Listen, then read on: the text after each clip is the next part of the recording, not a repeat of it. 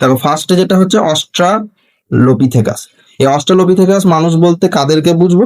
না, যারা এপ ছিল প্রথমে, কিন্তু এপ থেকে তারা মানুষে শিফট করছে।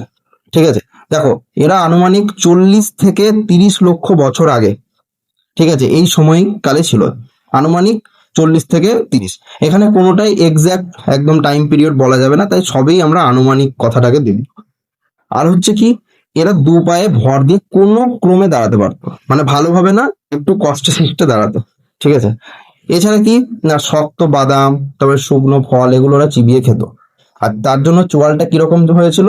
সুগঠিত, শক্ত, এরকম চোয়াল ছিল। তারপরে দেখো হোমো হাবিলিস সেকেন্ড, এরপরে কারা এলো? Homo habilis. হোমো হাবিলিস বলতে দক্ষ মানুষদেরকে বুঝবো। ঠিক আছে, এরা আনুমানিক 26 থেকে 17 লক্ষ বছর আগে পৃথিবীতে এসেছিল। মানে অস্ট্রালোপিথেকাস থেকেই আস্তে আস্তে ইভলভ হয়ে, ঠিক আছে, এরা তৈরি হয়েছে হোমো হাবিলিস। এরা দলবদ্ধভাবে থাকতো, আর এরা কিন্তু হাঁটতে পারতো। ফলমূলের পাশাপাশি সম্ভবত এরা কাঁচা মাংসকে খেত।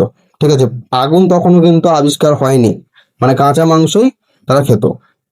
এরাই প্রথম পাথরকে অস্ত্র হিসাবে ব্যবহার করতে শুরু করে।